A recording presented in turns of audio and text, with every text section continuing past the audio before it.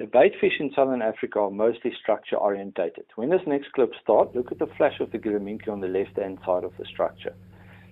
In this example, we placed wooden structure into a pond. In this pond, we've got gilliminkes and our southern Africa kerper species. We've got dwarf kerper, flake kerper, canary kerper, red-breast kerper, and blue kerper. The moment we placed the structure in there, the bait fish started moving into the structure. They like to swim through it, they like to eat off it, they like to hide underneath it. Our bait fish are structure orientated.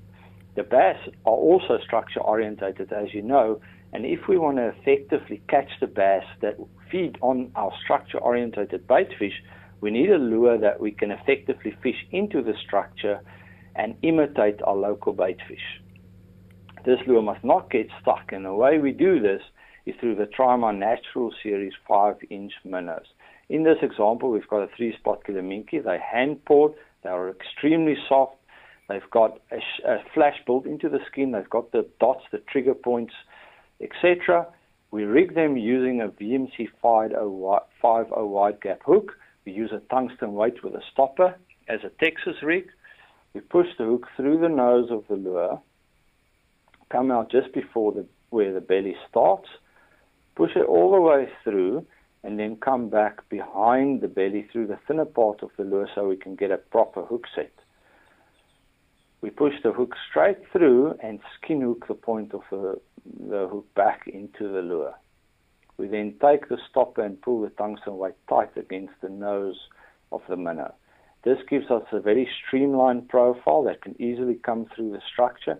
It's got the flash in the skin, it's got the trigger points, it still remains extremely soft and comes through the structure very enticingly and triggers bass into striking. When we look at this lure in the water, we can clearly see how naturally it moves. We can see the trigger points, we can see the flash of the lure. It looks like a real gilliminke feeding off the bottom.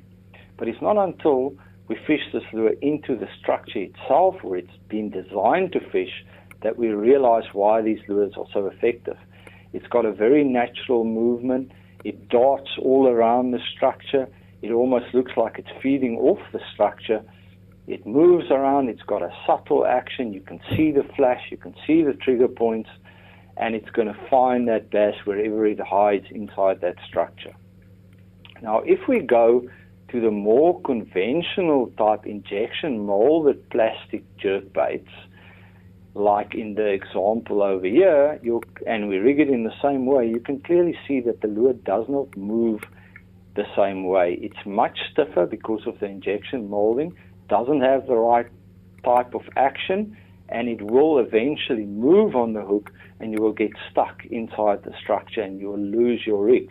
If we compare this to the Trima Natural Series 5-inch minnow and the way it moves around the structure, almost feed off the structure, it becomes very easy to understand why the anglers that have adopted this methodology of fishing the Trima 5-inch natural minnows have had tremendous success catching bass inside structure.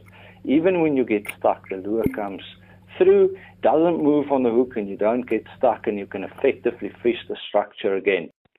Anglers using the baits and techniques described here are consistently producing trophy bass in southern Africa.